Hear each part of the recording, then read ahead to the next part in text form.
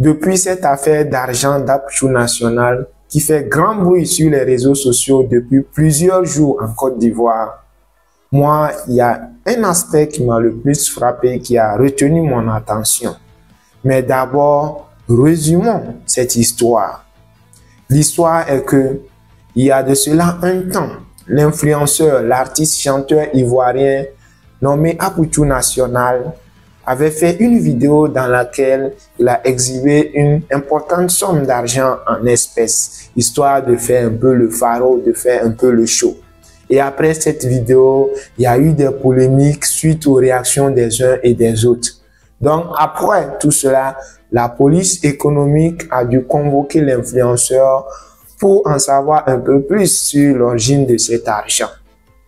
Donc, une fois auditionné, l'influenceur révèle qu'en réalité, l'argent ne lui appartenait pas, qu'il n'était pas le propriétaire de cet argent-là, mais que le vrai propriétaire serait un dénommé Lionel PCS, lui aussi connu sur les réseaux sociaux, notamment dans les histoires de paris sportifs, de paris en ligne.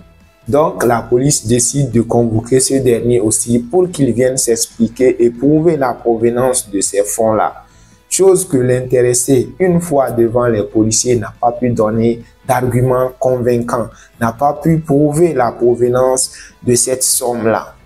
Donc, les deux ont été déposés en prison. Et selon les révélations ou les déclarations de l'influenceur, cet argent était destiné à l'achat d'une voiture. Donc, la police a poursuivi son enquête et 3 autres personnes ont été aussi raflées. Parce que, entre-temps, la voiture a été achetée, mais en vérifiant la carte grise de la voiture, le nom ne correspondait pas avec le propriétaire de l'argent. Tout un tas de problèmes là-bas. Et plus loin même, il semble que selon la police Interpol, cette voiture serait une voiture volée. Donc, il y a plein de choses qui tournent autour de cette affaire. Mais ce n'est pas ça notre objectif, c'est pas ça qui nous importe.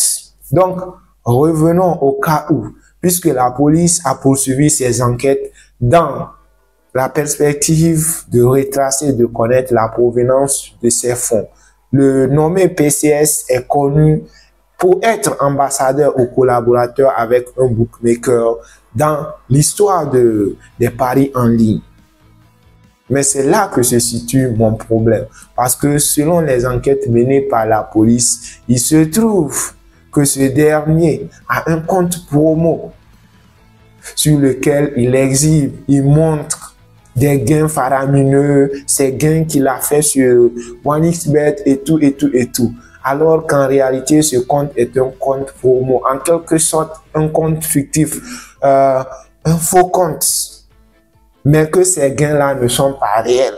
C'est une manière d'inciter les autres, la jeunesse, à se lancer, à parier. Et moi, c'est ce que j'ai découvert et qui m'a tiqué. Ça veut dire qu'en réalité, quand les autres parient et qu'ils perdent, ces influenceurs, eux, ils gagnent. Parce que moi, je me demandais, attends, pourquoi la plupart des influenceurs, ceux qui ont de l'audience, les comédiens, les créateurs de contenu, les blogueurs, ils saoulent les gens à longueur de journée. Jouez à OneXBet avec mon code promo, créez votre compte avec mon code promo pour gagner 200% de bonus, 300% de bonus. Je me demandais, c'est quoi l'intérêt au fait? Je me disais peut-être qu'ils sont des ambassadeurs et qu'à la fin, on les paye pour cette mission-là. Mais là, je me rends compte qu'en réalité, ceux qui utilisent ces codes promo pour jouer en ligne, quand ils perdent, ces influenceurs ont une part dans leur perte. Donc, ça veut dire que ces influenceurs ont intérêt à les inciter à venir jouer massivement les paris sportifs pour perdre, pour en réalité perdre, pour que eux, derrière, ils puissent gagner de l'argent. Et ça, je trouve que c'est grave, c'est malhonnête. On ne dit pas que voilà comment les choses se passent, mais on les montre le bon côté de la chose, les incitant à venir jouer avec des comptes fictifs, des faux comptes, où on montre des gains vraiment pas possibles, pour les inciter à jouer et ensuite, quand ils perdent, parce qu'ils ont plus de chances de perdre que de gagner et nous, on gagne sur leur perte. Voilà la leçon, voilà la chose qui a été révélée par cette enquête. Et c'est là que moi, mon souci se trouve. Aujourd'hui, l'influence est tellement grande. Ceux qui sont sur les réseaux sociaux ont une influence sur la jeunesse qui, parfois, faute de moyens, faute d'opportunités, se jettent dans ces choses-là. Et si ceux qui sont censés être les modèles pour la société, ceux qui ont une influence, ceux qui sont suivis sur les réseaux sociaux, incitent la jeunesse à aller vers ces genres de pratiques-là, alors qu'en réalité, eux, ils gagnent l'argent à travers, dans le dos de ces jeunes-là, je pense que vraiment c'est malhonnête. Et il faudrait dire la vérité à ces jeunes-là, parce qu'on ne cesse de dire que les paris sportifs ne sont pas faits pour rendre riche la jeunesse, mais plutôt pour les appauvrir. C'est le système. On appauvrit la majorité et on fait gagner un petit nombre, histoire de donner de l'espoir aux autres, de continuer à jouer et de continuer à perdre. Et on met ces influenceurs-là à contribution pour toujours les inciter à jouer, à perdre pour qu'eux, ils gagnent leur part.